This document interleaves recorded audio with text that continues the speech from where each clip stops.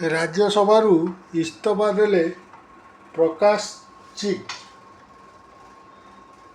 पश्चिमबंग निर्वाचन रे पराजय पर मुख्यमंत्री ममता बानार्जी तृणमूल कांग्रेस रे संकट गभीर होबारे लागिछि। दल रे एबे इस्तीफार सुओ छुटिछि।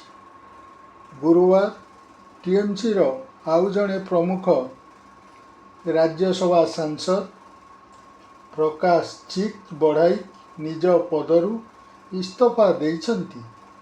से खूब शीघ्र राज्यसभा अध्यक्ष को भेटी निजर इस्तीफा पत्र प्रदान करिवे।